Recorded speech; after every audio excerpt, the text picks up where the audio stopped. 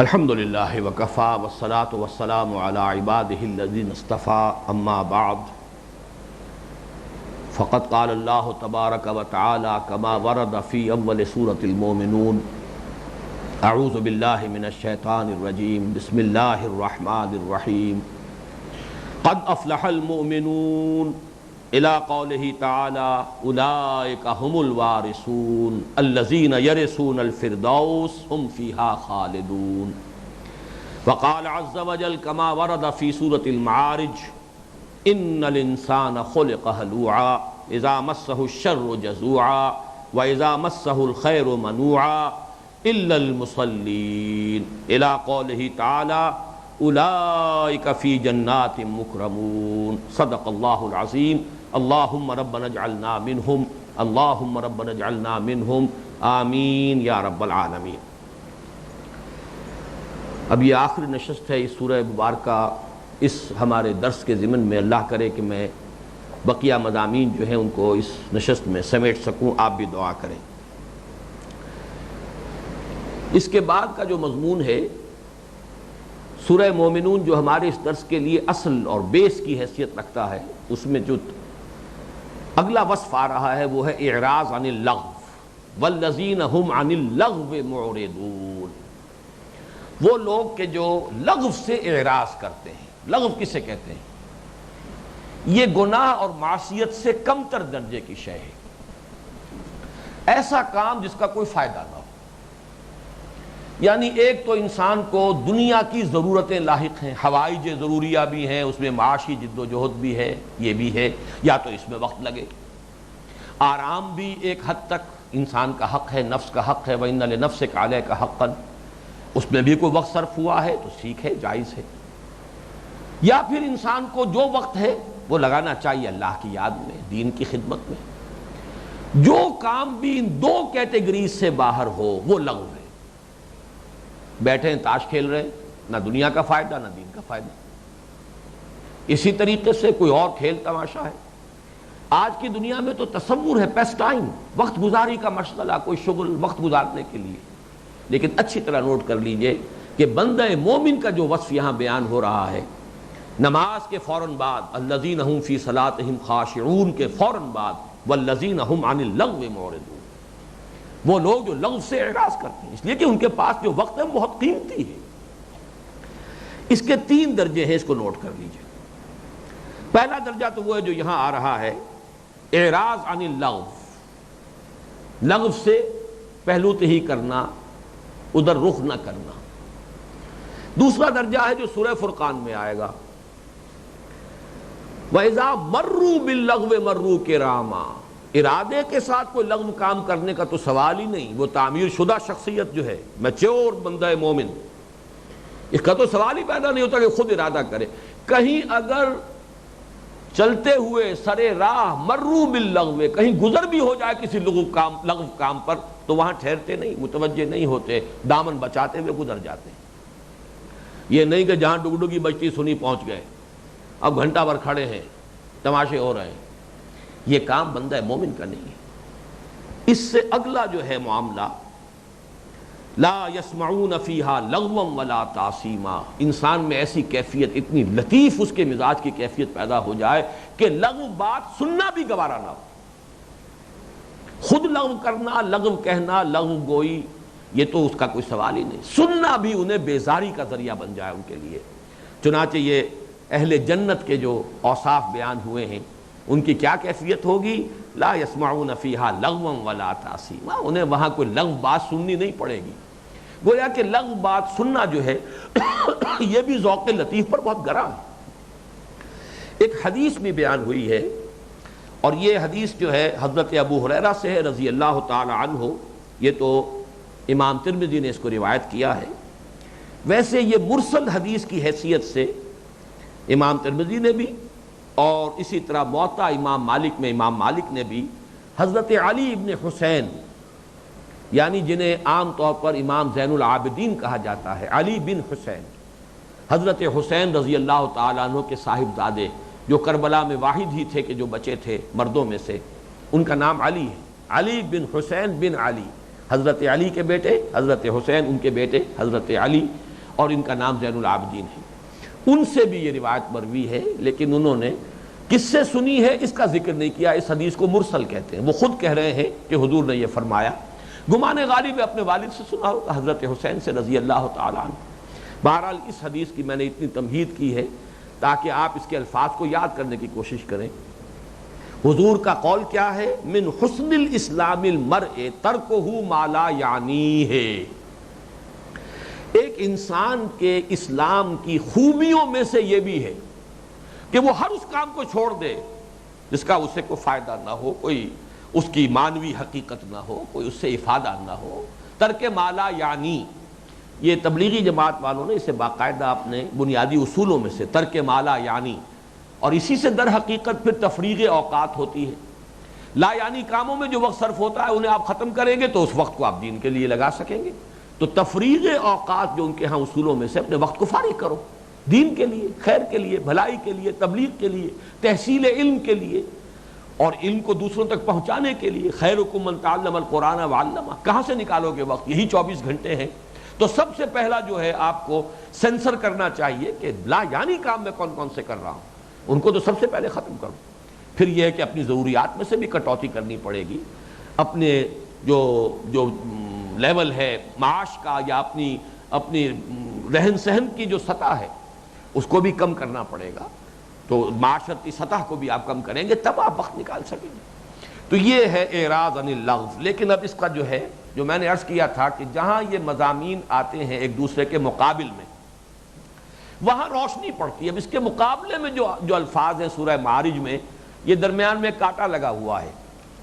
یہاں در حقیقت ترتیب آگے پیچھے ہو گئی ہے، جیسے میں مثالیں دے چکا ہوں پہلے بھی کہ جو ہم مضمون آیات ہوتی ہیں ان میں کوئی تقدیم و تاخیر ہو جاتی ہے۔ کہیں پہلی بات جو ہے شروع میں آئی ہے، دوسری بات بعد میں آئی ہے، تو دوسرے مقام پر دوسری بات پہلے آ جائے گی، پہلی بات بعد میں آئے گی۔ اس کی مثالیں دے چکا ہوں، وہ وقت نہیں۔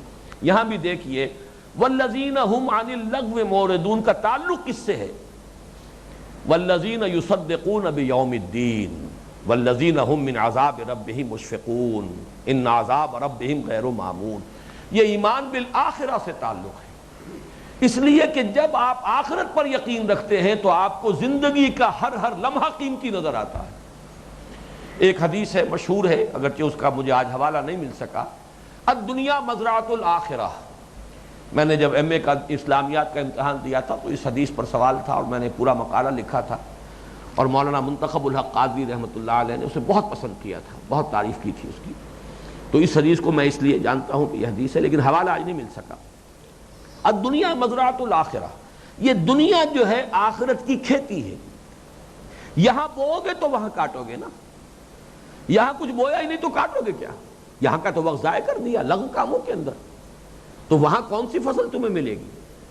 لہذا یا تو دنیا کی کوئی ضرورت پوری ہو رہی ہو تو یہ بھی لازم ہے، اگرچہ اسے بھی کم سے کم تر کرتے چلے جانا، یہ ایمان کا تقاضا ہوگا، اور یا پھر یہ ہے کہ انسان اپنے بقیہ وقت کو آخرت کے لیے صرف کرے، کوئی پودا لگائے جس کے پھل آخرت میں اسے مطلوب ہو۔ ذکر بھی کر رہا ہے تو بعض احادیث میں آتا ہے کہ ایک کلمہ بھی جب آپ کہتے ہیں اللہ اکبر سبحان اللہ، یہ بھی ایک بیج بن کر آخرت کی سرزمین میں پڑتا ہے، اور اس سے بھی پودا اور درخت جو ہے نمودار ہوگا، اور لوگ جا کر کہیں گے اتنی بڑی جنت ہمیں کہاں سے مل گئی، ہمارے اعمال تو اس درجے کے نہیں تھے۔ فرمایا جائے گا تمہارے سارے اعمال ہیں کہ جنہوں نے ان کی شکل اختیار کی، ایک ایک پودا لگا ہوا یہاں ایک ایک مرتبہ سبحان اللہ کہنے سے۔ تو اس اعتبار سے آخرت پر یقین ہوگا تو دنیا کی زندگی کا ایک ایک لمحہ قیمتی ہو جائے گا۔ آخرت کا یقین نہیں ہے تو دنیا کو گزارنے کے لیے، اس وقت کو گزاری کے لیے مشغلے تلاش کرنے پڑیں گے، کیا کریں، کوئی مصرف نہیں۔ تو یہ تعلق ہے، اس لیے کہ سورہ مومنون میں کہیں بھی آخرت کا ذکر نہیں، اور سورہ معارج میں کہیں لغو کا ذکر نہیں، یہ ایک دوسرے کے مقابل آ رہے ہیں۔ اس لیے کہ لغو سے وہی بچے گا جس کا ایمان آخرت پر پختہ ہوگا، اپنی زندگی کے ایک ایک لمحے کی قدر و قیمت اس پر جتنی آشکارا ہوگی کسی دنیا دار انسان کے سامنے اپنی زندگی کی، اور ایک ایک لمحے کی قیمت وہ کبھی بھی نہیں آ سکتی۔ ایک فائنائٹ زندگی میں آپ کو انفائنائٹ زندگی کے لیے کام کرنا ہے، اس کا ہر لمحہ پوٹینشلی امر ہو جائے گا۔ یہی کے تو لمحات ہیں کہ جو انفائنائٹ شکل میں وہاں ظاہر ہوں گے، گویا کہ زندگی کا ہر لمحہ امر ہے۔ یہ ہندی کا لفظ ہے، مر سے امر، ٹل سے اٹل، الف لگتا ہے اس میں کسی مخالف مفہوم پیدا کرنے کے لیے. تو امر ہمیشہ یہ لمحہ جو ہے آج، catch the time by the forelock, اسے اس پیشانی کے بالوں سے پکڑ لو، جانے مت دو، اس لیے کہ یہی لمحہ ہے جو امر ہو جائے گا، یہی آخرت میں انفائنائٹ ہو کر سامنے آئے گا. والذین هم عن اللغو معرضون. اب آگے چلیے، والذین هم للزکاۃ فاعلون، اس کا تعلق ہے سورہ معارج میں جو اس سے پہلے آ گیا، والذین فی اموالہم حق معلوم للسائل والمحروم. وہ لوگ کہ جن کے مال میں حق ہے معین، سائلوں کے لیے بھی، محرومین کے لیے بھی، مانگنے والے کے لیے بھی، اور جو مانگ نہیں رہا اپنی عزت نفس کو لے کر، چاہے فاقہ ہے اپنے گھر میں بیٹھا ہوا ہے، لیکن تم آپ جانو کہ کون محتاج ہے، کون مسکین ہے، کس کو پہنچانا ہے، کس کا حق میرے پاس تھا جو مجھے اس تک پہنچانا ہے. اپنے پاس جو ضرورت سے فاضل ہے اسے سمجھو کہ یہ کسی اور کا حق ہے جو اللہ نے میرے ساتھ میرے مال میں داخل کر کے مجھے آزمایا ہے. جیسے کہ سورہ بقرہ میں آ چکا ہے کہ یسألونک ماذا ينفقون قل العفو، جو بھی ضرورت سے زائدہ دے ڈالو، مت سینت کر رکھو، مت سنبھالو. یہ تو در حقیقت دوسروں کا حق تھا، یہ حق کا تصور ہے جو قرآن دیتا ہے، یہ ان کا حق ہے، پہنچاؤ. وآت ذی القربى حقہ والمسکین وابن السبیل والسائلین، یہ تو سب آئے گا، یہ دینا ہے آپ کو. تو معلوم یہ ہوا کہ فعل الزکاۃ والذین هم للزکاۃ فاعلون، اس کا تعلق کس سے ہے؟ والذین فی اموالہم حق للسائل والمحروم. اس کو بھی ذرا سمجھ لیجئے کہ اس کی اصل کیا ہے. زکوٰۃ کا لفظ جو آتا ہے اصل میں زا کاف یا، یہ اس کا مادہ ہے، یہ گویا کہ ناقص یائی ہے. اس کے کلمہ لام میں جو حرف آیا ہے وہ حرف علت ہے. یہ کیا ہے؟ اس کا مادہ کیا ہے؟ اس کا مفہوم کیا ہے؟ مفہوم ہے نشو و نما دینا، پروان چڑھانا، یہ ہے اصل مفہوم، نشو و نما دینا، پروان چڑھانا. لیکن اس کا ایک لازمی تقاضا کیا ہے کہ جو نشو و نما کے راستے کی رکاوٹیں ہیں انہیں دور کرو. بریک لگے ہوئے ہیں، کھولو گے تو گاڑی چلے گی، بریک نہیں کھول رہے، ایکسیلریٹر کو دبائے جا رہے ہیں، گاڑی تو نہیں چلے گی، انجن میں نوکی کر کے بند ہو جائے گا. تو جو بھی رکاوٹیں انہیں دور کرو. تو یہ در حقیقت رکاوٹوں کو دور کرنا اس کا اصطلاحی مفہوم ہے. لغوی مفہوم ہے کسی شے کو نشو و نما دینا، اور دونوں باہم ایک دوسرے کے ساتھ لازم و ملزوم ہے. کسی شے کے نشو و نما کے راستے کی جو رکاوٹیں ہیں انہیں دور کرو. اب دیکھیے وہ فلاح کا مفہوم اور زیادہ نکھر کر آئے گا، لیکن اس کی ایک تمثیل پہلے سن لیجئے. عربی زبان میں باغبان یا مالی کا جو فعل ہے اس کو تزکیہ کہتے ہیں. کوئی باغبان، کوئی مالی اپنے باغ میں گیا، باغیچے میں گیا، اب کچھ پودے اس نے لگائے ہیں پھولدار، کچھ اس نے پودے لگائے ہیں پھل دینے والے، پھلدار یا پھولدار، لیکن وہ دیکھتا ہے کچھ گھاس پھوس بھی اگ آئی ہے آس پاس. یہ جو گھاس اگ آئی ہے خودرو، ظاہر بات ہے زمین میں جو قوت نمو ہے وہ کھینچ رہی ہے کہ نہیں؟ اس کے اندر جو بھی نمو کی صلاحیت ہے، زمین میں جو غذا ہے، اب اس میں وہ شریک ہو گئی ہے، وہ گھاس بھی اس میں سے حصہ لے رہی ہے.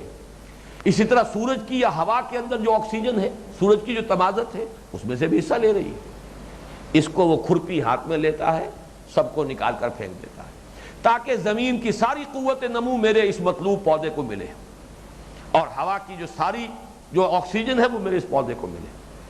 یہ جو عمل ہے باغبان یا مالی کا کہ وہ یہ خودرو گھاس پھوس کو، جھاڑ جھکاڑ کو کاٹ کر صاف کر کے پھینک دیتا ہے، جلا دیتا ہے، یہ تزکیہ.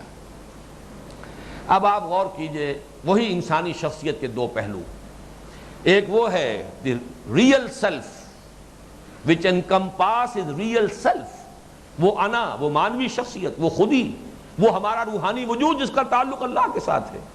وہ کرن ٹھنڈی پڑی ہوئی ہے، اسے تپاؤ گے نماز سے، لیکن یہ کہ اس کے تپنے کے بعد اس کے نشو و نما میں کچھ رکاوٹیں ہیں. حب دنیا، حب مال، یہ ساری محبتیں دنیا کی، یا ایھا الذین آمنوا ان من ازواجکم واولادکم عدوا لکم، یہ محبتیں اولاد کی، محبت بیویوں کی، یہ محبتیں جو ہے مال کی. اور ان سب کو اگر حب دنیا کا سب سے بڑا سمبل ہے تو حب مال ہے، دنیا مال ہے. لہذا اس مال کو کھرچ کر، مال کی محبت کو اس کھرپی ہاتھ سے لو، کھرچو، اس کو نکال دو.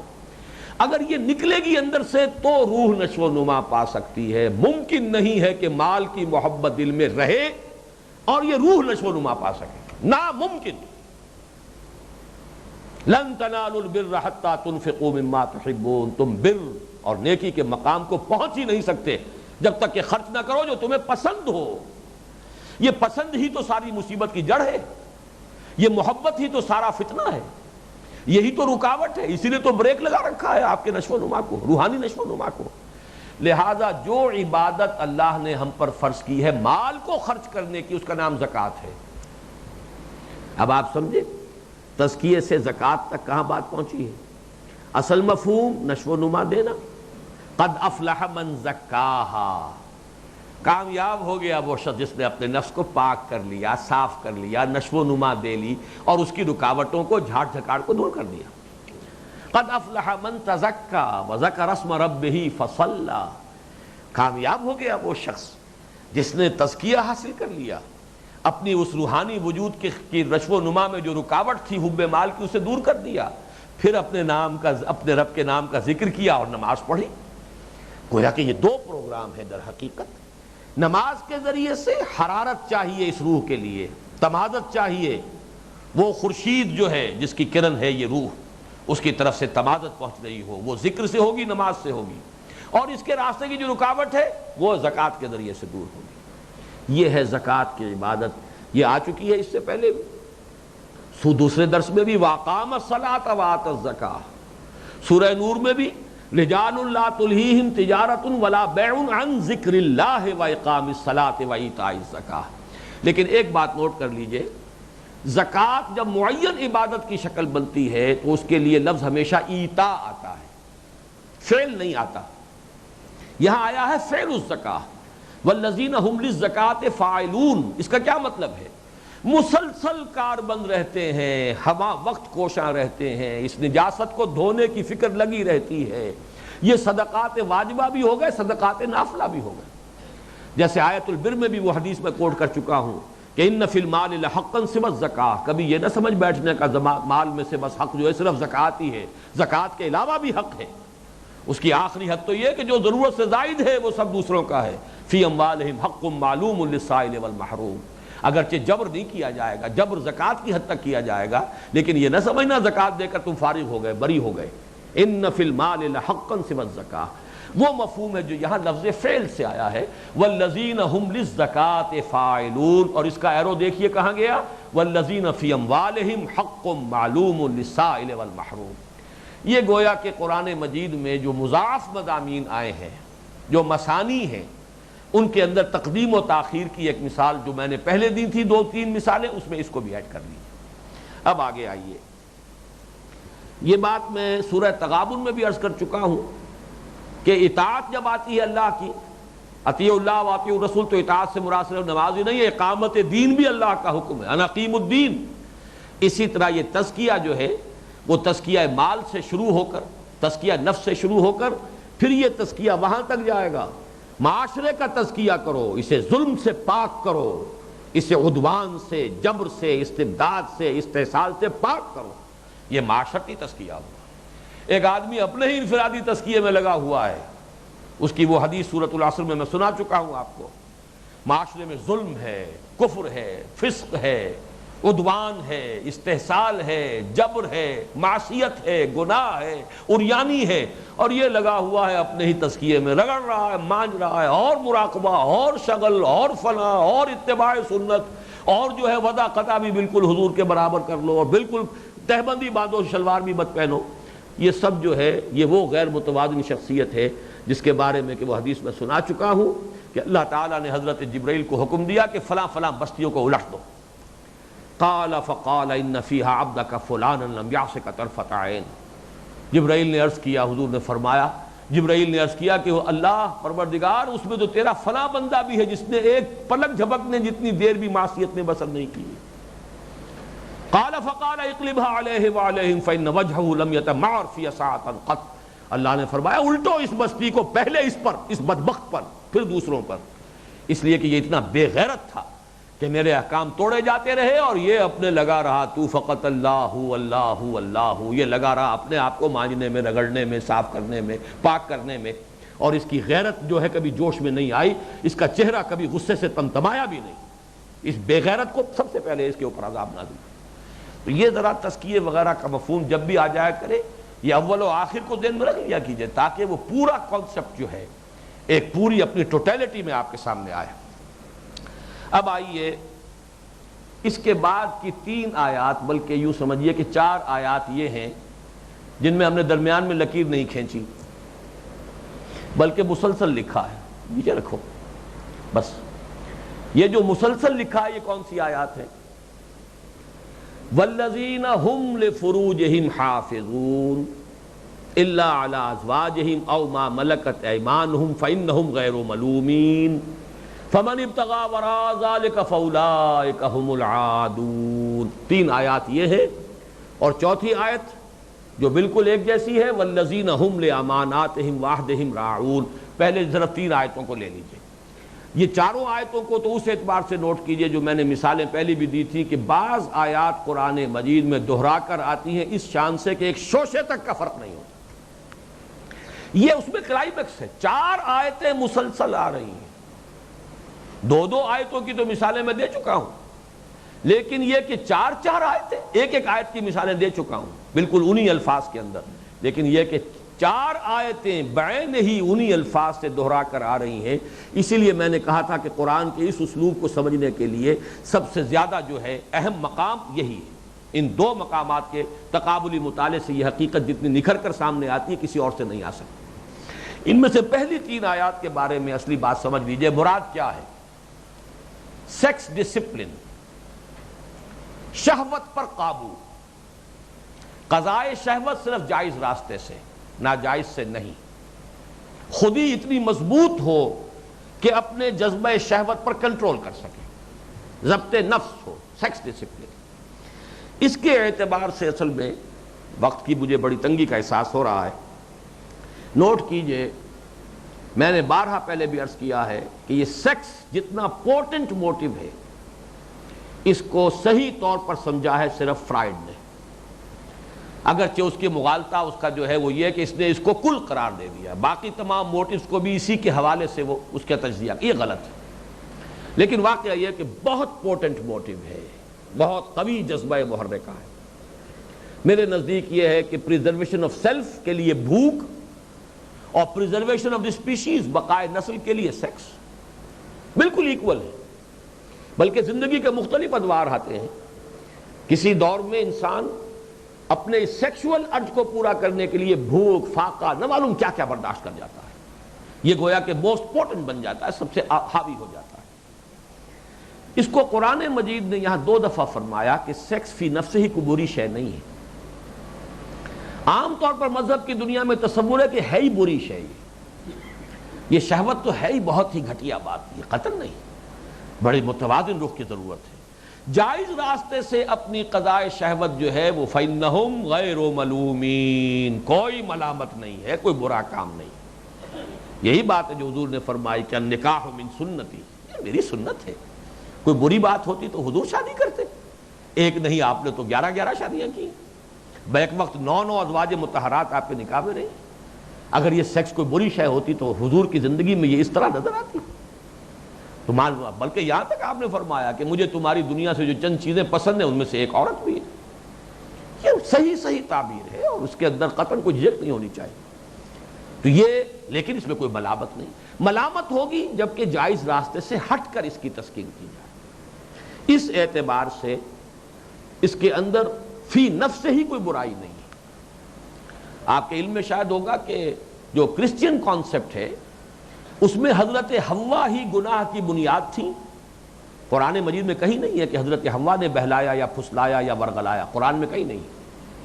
لیکن یہ کہ بائبل میں یہی ہے کہ شیطان جو ہے سانپ کی شکل میں آیا تھا، پھر اس نے ورغلایا حضرت حوا کو، اور حضرت حوا نے ورغلایا ہے حضرت آدم کو۔ نہیں، قرآن میں کہیں ذکر نہیں، جہاں بھی آیا تثنیہ کا صیغہ آیا، دونوں سے غلطی ہوئی، دونوں سے خطا ہوئی۔ پھر وہ ایو سے لفظ ایول بنا دیا ہے، عورت ہے ہی برائی کی پوٹ، ایول، بدی اور برائی اور خباثت ہی کا مجسمہ ہے عورت، یہ تصور ہے کرسچینٹی میں، ان کے ذہنوں میں رچا بسا۔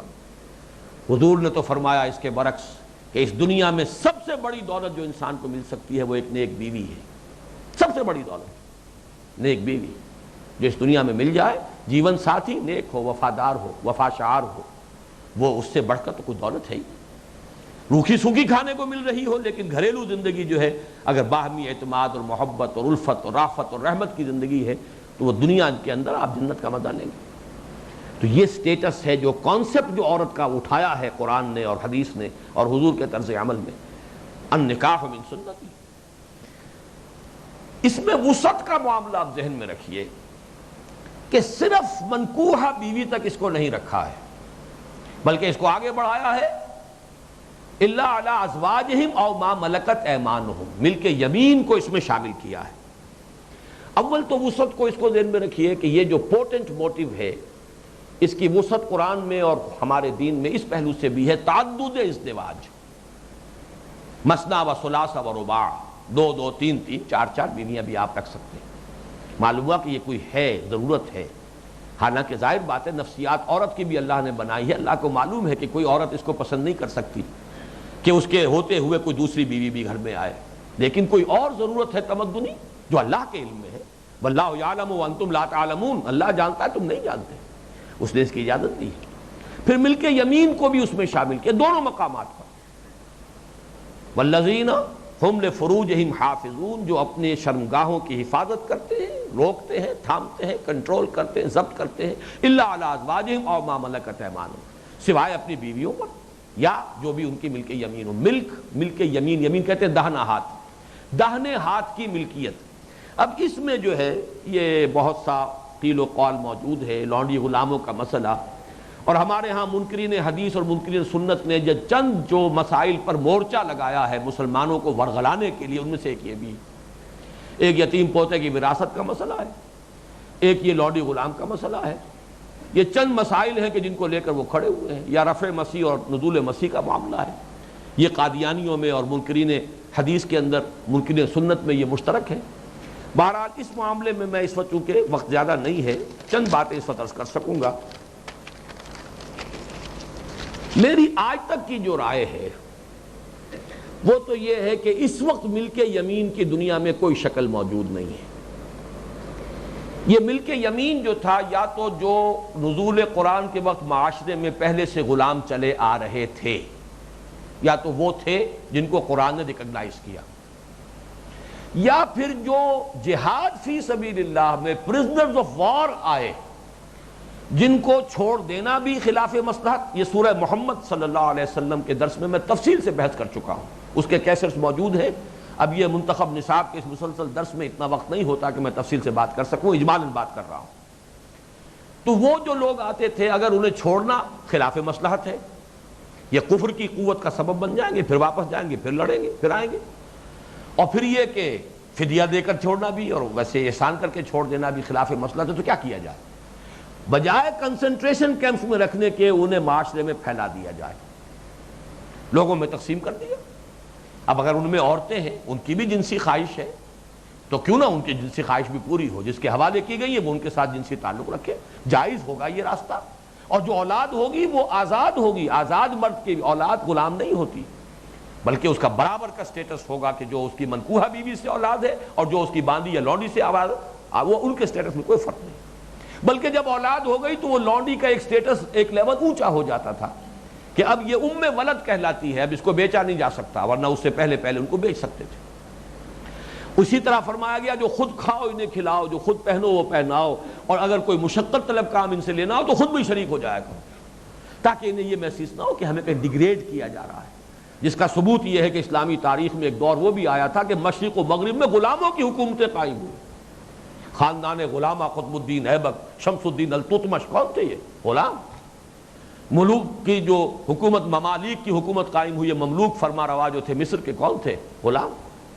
تو ایک ایمینسیپیشن اسلام نے کی ہے رفتہ رفتہ، اور وہ ختم ہو گیا تقریباً، اب کسی غلام کا کوئی وجود نہیں ہے۔ اس وقت اگر کوئی یہ کر رہے ہیں، مجھے آج صاحب ایک بتا رہے تھے کہ کچھ جاگیردار قسم کے لوگ، یہ قبائلی سردار جو ہیں، یہ کچھ خرید لیتے ہیں کچھ غریب لوگوں سے، انہیں سمجھتے ہیں کہ یہ ہمارے ملک یمین ہے، بالکل حرام، اس کا کوئی ثبوت نہیں دیا، کوئی دلیل نہیں، سوائے اب جہاد فی سبیل اللہ میں جو بھی لوگ آئیں اگر ان کے لیے مصلحت نہ ہو کہ انہیں چھوڑ دیا جائے احساناً منن یا فدیتاً، اگر یہ مصلحت کے خلاف ہو تو انہیں تقسیم کر دیا جائے گا، وہ غلام اور باندیاں بن جائیں گے، بس صورت دیگر کوئی صورت اس وقت موجود نہیں۔ البتہ اسے ایبالش کیوں نہیں کیا گیا؟ آخر سود بھی تو آخر میں آ کر حرام کر دیا گیا سن 9 ہجری میں، اسے کیوں نہیں کیا گیا؟ اس میں جو میری ذاتی رائے ہے وہ یہ ہے کہ اس کی حکمت یہ ہے کہ آخری دور کی جو خبریں میں مختلف اوقات میں آپ کو دیتا رہا ہوں، احادیث میں آئی ہیں، خالص جہاد فی سبیل اللہ پھر ہونا ہے، پورے دنیا پر اسلام کا غلبہ پھر ہونا ہے ایک مرتبہ، اس وقت ہو سکتا ہے کہ اس انسٹیٹیوشن کو انووک کرنے کی ضرورت پیش آ جائے۔ اس وقت کے جہاد اور قتال فی سبیل اللہ میں نہ تو پی او ڈبلیوز کو جو قیدی ہو جنگی انہیں چھوڑنا مصلحت کے حق میں ہو، نہ انہیں کنسنٹریشن کیمپ میں رکھ کے حیوان بنا دینا، کیا فائدہ اس کا؟ ان کو ڈسٹریبیوٹ کرو معاشرے کے اندر، وہ مسلمانوں کے حسن سلوک کو دیکھیں گے، بہت سے مسلمانی ہو جائیں گے، وہ جذب ہو جائیں گے معاشرے کے اندر۔ اس اعتبار سے ہو سکتا ہے، اور کیا ہوگا لازماً، وہ تو کتاب الملاحم جو ہے، جو احادیث کے آخری ابواب ہوتے ہیں، ان میں جن جنگوں کی خبریں دی گئی ہیں جن کے نتیجے میں پھر وہ حضرت مسیح علیہ السلام کا نزول بھی جس موقع پر ہوگا، پھر مسلمانوں کو ایک فیصلہ کن فتح حاصل ہوگی، پھر پوری دنیا میں دین کا غلبہ ہوگا، میں یہ سمجھتا ہوں کہ اس وقت یہ انسٹیٹیوشن پھر انووک کرنا ہوگا، اسے استعمال کرنا ہوگا، لہذا ایبولش نہیں کیا گیا، یہ برقرار ہے، لیکن فی الوقت اس کی کوئی شکل نہیں۔ البتہ ایک بات میں آپ سے اور عرض کر دوں، بنگلہ دیش میں ایک صاحب علم ہے مولانا طٰہٰ بن حبیب، جن کا میں کچھ پہلے بھی ذکر کر چکا ہوں، ان کے والد جو ہیں وہ بہت کٹر مسلم لیگی، خواجہ ناظم الدین صاحب، مولانا شبیر احمد عثمانی رحمہ اللہ، ان کے ساتھیوں میں سے، قرارداد مقاصد کے مصنفین میں سے، علماء دیوبند میں سے تو کم لوگ آئے تھے تحریک مسلم لیگ میں، ان میں یہ بھی تھے، ان کا پورا خاندان تھا۔ ان کے کچھ خطوط آئے ہیں پچھلے دنوں میرے پاس، 50 صفحے کا خط بھی آیا ہے۔ ان کی کوئی رائے معلوم ہوئی ہے کہ اس وقت بھی دنیا میں ملک یمین کی کوئی شکل ہے۔ میں نے ان سے بھی سوال کیا ہے کہ وہ کیا ہے، آپ کے علم میں ہو تو مجھے بتائیے، لیکن تاحال میں جو کچھ عرض کر رہا ہوں وہ یہ ہے کہ میرے نزدیک کوئی شکل ملک یمین کی اس وقت نہیں ہے، آج کی تاریخ تک میرا یہ آخری جو میری رائے ہے وہ یہی ہے۔ البتہ اوپن مائنڈ ہے، قرآن مجید میں جب بار بار اس کا ذکر کیا گیا ہے تو اگر کوئی شکل ہے، اگر واقعی کوئی قانونی اور صحیح فقہی شکل ہے، اگر ان کی طرف سے آئی تو جس وقت بھی آ جائے گی اور میرا دل مطمئن ہوگا، میں اپنے انہی دروس میں کہیں نہ کہیں اس کا ذکر کر دوں گا، لیکن آج کی تاریخ تک میں عرض کر رہا ہوں کہ اس کا کوئی میرے پاس علم نہیں ہے۔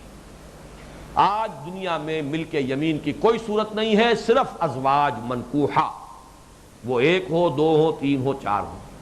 اس کے علاوہ اگرچہ یہ مضامین اچھے نہیں ہیں، بعض خواتین بھی موجود ہوتی ہیں، لیکن یہ کہ بہرحال دین کا معاملہ بیان کرنا پڑتا ہے۔ اسی میں یہ جو نکاح موقت ہے، ایک وقت معین کے لیے نکاح کر لینا، ہمارے نزدیک وہ بھی اس کے دائرے سے خارج ہے۔ یہ اہل تشیع کے ہاں ہے، جسے متع کہتے ہیں۔ عقلی دلیلیں تو وہ بھی بہت لاتے ہیں، کوئی شخص سفر کے لیے گیا ہے، 3 مہینے کے لیے انگلینڈ گیا ہے، امریکہ گیا ہے، کیا کرے، بیوی کو ساتھ میں لے جا سکتا، فتنے میں مبتلا، عقلی دلیلیں ہر طرح کی موجود ہوتی ہیں۔ لیکن یہ ہے کہ شریعت اسلامی کی روح سے اور اہل سنت کا اجماع ہے، نکاح موقت جائز نہیں ہے، وہ ناجائز صورت ہے، وہ بھی فمن ابتغى وراء ذلك فاولئک هم العادون، جو بھی اس میں آگے تجاوز کرے گا، اس سے زائد چاہے گا، کسی اور راستے سے اپنی قضاء شہوت کرے گا، وہ عادون میں سے ہیں، وہ حد سے گزر جانے والوں میں سے ہیں۔ اس فتوے کا اطلاق اس پر بھی ہوگا۔ اسی طرح ایک آخری شکل ہوتی ہے استمناء بالید، شہوت کا زور ہے کسی نوجوان پر اور وہ کسی غلط رخ پر بھی نہیں جانا چاہتا، تو اپنے ہاتھ سے اپنے اس مادہ منویہ کو خارج کر لینا، ہمارے ہاں اس پر بھی اجماع ہے کہ یہ بھی حرام ہے۔ البتہ ظاہر بات ہے کہ کچھ نہ کچھ فرق رہے گا، اس کی حرمت اس درجے کی نہیں ہوگی، اس لیے کہ زنا ہو یا کوئی اور ہو، کسی اور کو اس میں ملوث کیا گیا ہو، اس کے اثرات جو ہیں متعدی ہوتے ہیں معاشرے پر، جبکہ یہ فعل ایسا ہے کہ جو صرف اس شخص تک ہی اس کے اثرات رہیں گے، تو اس کے بارے میں کچھ لوگوں کی رائے یہ ہے کہ یہ مکروہ ہے، لیکن یہ کہ جس پر تقریباً اجماع ہے وہ یہی ہے کہ یہ بھی والذی فمن ابتغى وراء ذلك فاولئک هم العادون، جو اس سے زائد کے طالب ہوں گے، اس سے آگے بڑھیں گے، وہ حد سے بڑھ جانے والے ہیں۔ اب آئیے آگے والذین هم لاماناتہم وعہدہم راعون، یہ آیت بھی ان میں سے ہے جو دونوں جگہ پر بالکل ایک شوشے کے فرق کے ساتھ آئی۔ البتہ سورہ معارج میں ایک مضمون اضافی آیا ہے جس کے بالمقابل کوئی مضمون سورہ مومنون کی آیات میں نہیں ہے۔ والذین هم بشہاداتہم قائمون، اور وہ لوگ جو اپنی شہادتوں پر، گواہیوں پر قائم ہیں۔ یہ اس وجہ سے پہلے سمجھ لیجئے کہ شہادت بھی اصل میں امانت ہے، لہذا امانت ہی کے تحت آپ نے کوئی وقوع دیکھا ہے، اب یہ جو آپ کے پاس آپ کا جو چشمدید جو معاملہ ہے یہ ایک امانت ہے، جہاں ضرورت ہو اسے پیش کیجئے، حاضر کیجئے، یہ بھی امانت ہے۔ لہذا شہادت کے لیے عندکم من اللہ جو آیا ہے، ومن اظلم ممن کتم شہادۃ عندہ من اللہ، اس سے بڑھ کر ظالم کون ہوگا جس نے چھپا لی گواہی جو اس کے پاس تھی اللہ کی طرف سے۔ تو یہ شہادت اللہ کی طرف سے اس کے پاس ایک امانت ہے، اس کو امانت کو بر وقت، بر محل، بر موقع اور جو حق ہے اس کے مطابق ادا کرنا، یہ گویا کہ ادائے امانت ہے، اور اس امانت میں خیانت کی جائے گی اگر شہادت کو چھپا لیا جائے گا۔ گویا کہ یہ تین چیزیں، یوں بھی کہا جا سکتا ہے کہ دو چیزوں میں یہ کور ہو گئی، تیسری چیز گویا کہ اس کے ایک اہم نتیجے کو مزید واضح کر دیا۔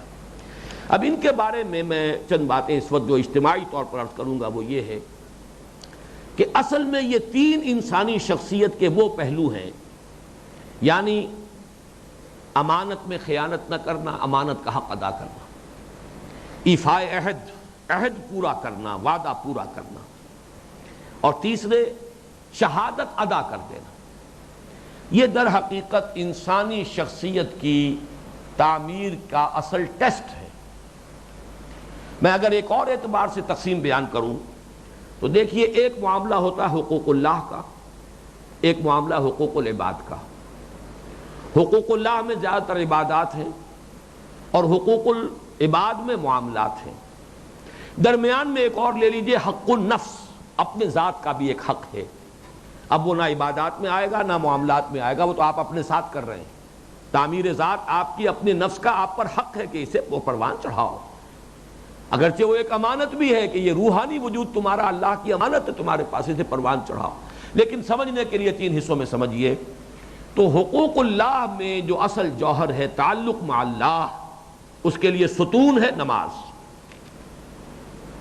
حقوق العباد میں جو تعلق ہے مع العباد، بندوں کے ساتھ تعلق، اس کے یہ تین معاملات ہیں، ایفاء عہد، امانت اور شہادت کی ادائیگی۔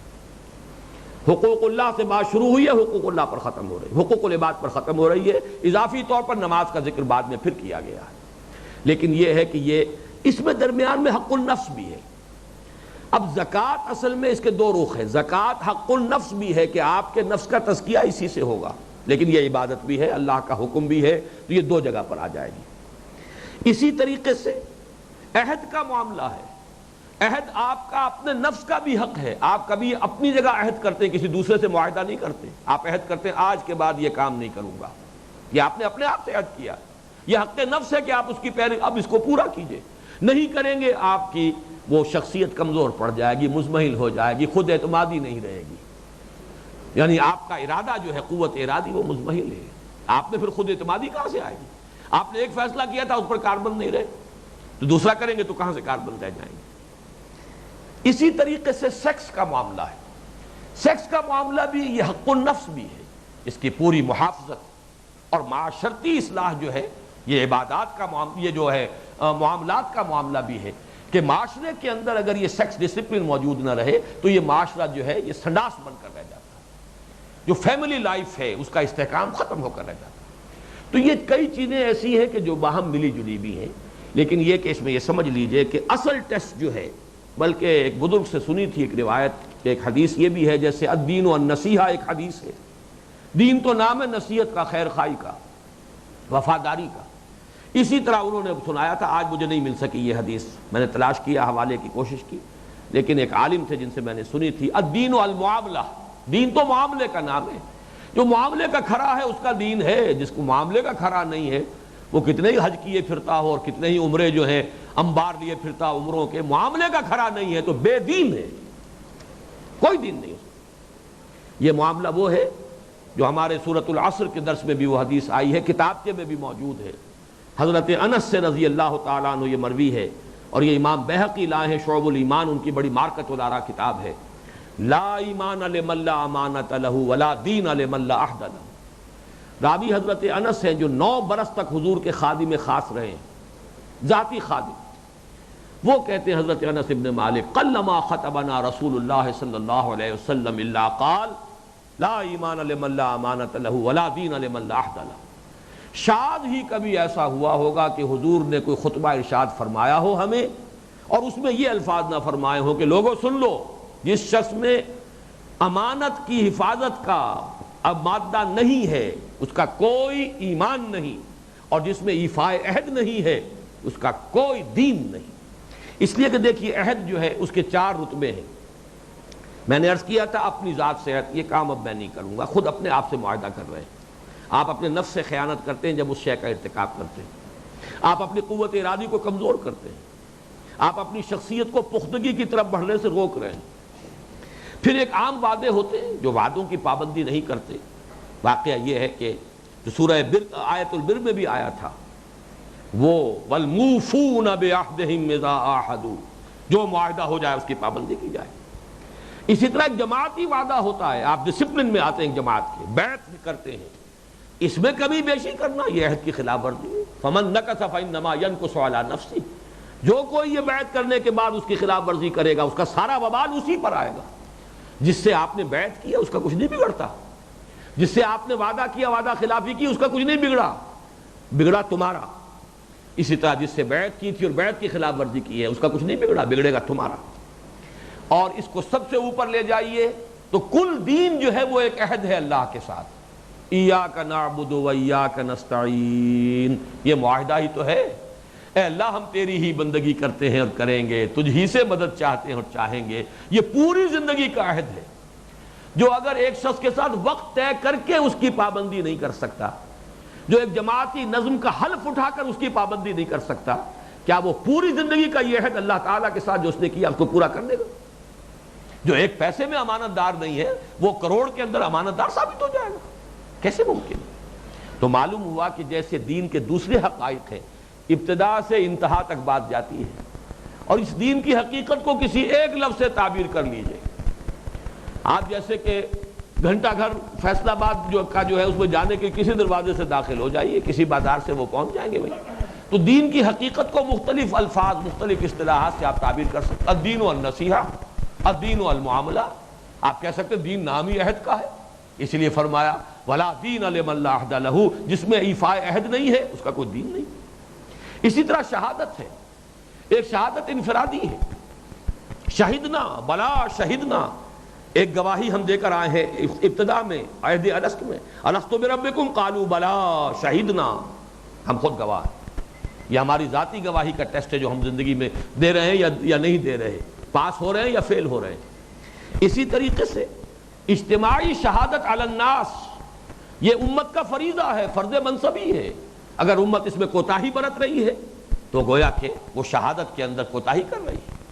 یہی وجہ ہے کہ جس آیت میں سورہ بقرہ میں امت کا فرض منصبی بیان ہوا، وَكَذَلِكَ جَعَلْنَاكُمْ أُمَّةً وَسَطًا لِتَكُونُوا شُهَدَاءَ عَلَى النَّاسِ وَيَكُونَ الرَّسُولُ عَلَيْكُمْ شَهِيدًا، اس سے چند آیتیں پہلے ہی تو یہ 16واں رکوع جو ہے آخری حصہ ہے سورہ پہلے پارے کا، پارہ الف لام میم کا، فرمایا وَمَنْ أَظْلَمُ مِمَّنْ كَتَمَ شَهَادَةً عِنْدَهُ مِنَ اللَّهِ، اس شخص سے بڑھ کر ظالم کون ہوگا جس نے اس گواہی کو چھپا لیا جو اس کے پاس تھی اللہ کی طرف سے۔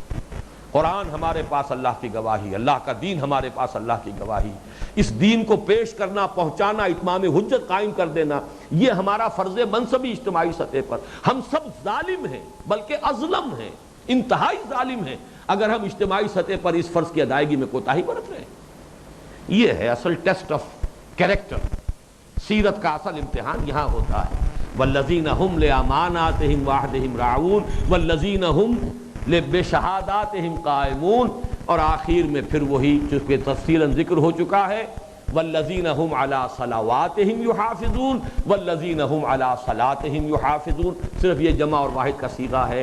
اب جو آخری انجام ہے اس میں بھی آپ کو ایک برعکس نظر آئے گا۔ سورہ مومنون میں قد افلح المومنون مختصر تھا، لہذا انجام جو ہے اس کو تفصیل سے بیان کیا گیا. اولئک هم الوارثون الذین یرثون الفردوس هم فیہا خالدون. یہ ہوں گے وارث کس کے؟ کون سی وراثت؟ مال کی اور درہم و دینار کی اور جائیداد کی وراثت نہیں، جنت الفردوس کے وارث، اور وہ اس میں رہیں گے ہمیشہ ہمیش. اس کے برعکس صورت آپ کو نظر آئے گی سورہ معارج میں. شروع میں تفصیل ہے، فلاح کی تفصیل، ان الانسان خلق ہلوعا اذا مسہ الشر جزوعا واذا مسہ الخیر منوعا، 3 آیات. اور آخر میں اولئک فی جنات مکرمون، یہ وہ لوگ ہیں جن کا اعزاز اور اکرام ہوگا جنتوں میں. یہاں بھی دیکھیے، اگر آپ چاہیں تو ایک پورا کراس لگا لیں، قد افلح المومنون وہاں مختصر تھا، یہاں انجام جو ہے اولئک فی جنات مکرمون یہ مختصر ہے.